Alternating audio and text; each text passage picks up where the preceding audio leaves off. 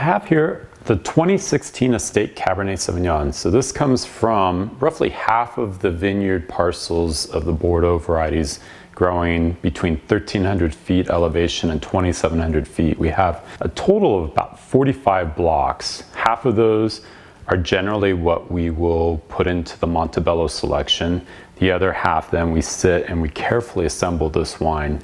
This wine is really all about soft tannins, beautiful fruit. It's going to be, of the two, the Cabernet Sauvignon you can drink on the young side. It's not going to require nearly as much bottle age to really get itself together. It's going to be, barrel aged for 2 years, bottled, and then right at release, just beautifully drinkable. So recently I was drafting some tasting notes for these wines, and after bottling the vintage, I was really busy working on tasting and marketing 2015 vintage, so I hadn't really tasted these wines after the bottling. And so I had these bottles and I blind tasted. I sat down, I had the Montebello right next to it, and it's one of those tastings that you really do worry about, gosh, this estate, is it as good or better than the Montebello? Montebello, of course, we always think of as going to be the most complex, the most amazing wine that's going to age extremely well over the years.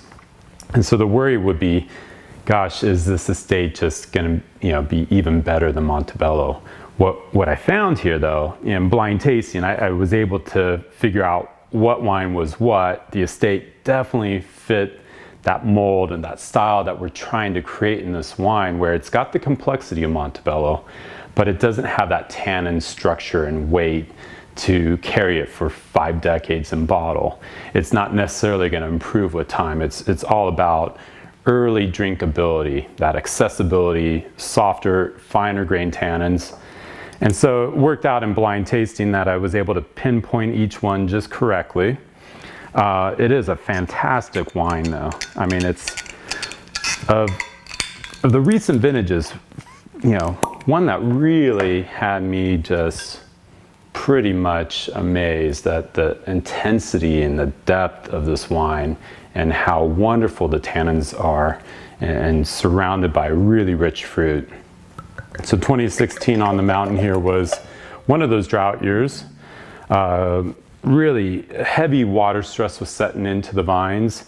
And as a vintage, I mean, we often talk and winemakers have this lore, like vintages tend to repeat on 10-year cycles. And so vintages ending in 6 often could be those really fantastic, really well-structured and rich vintages like 96, 06, and now we have the 16 here, and it really fits into that same mold of a really deep, serious, and complex estate bottling.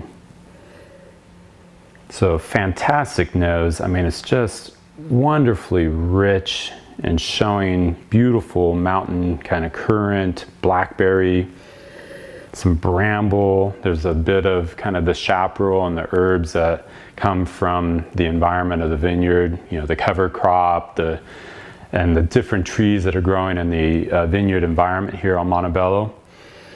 It can often bring a kind of a black olive note to the wine, which I find really attractive in Cabernet Sauvignon.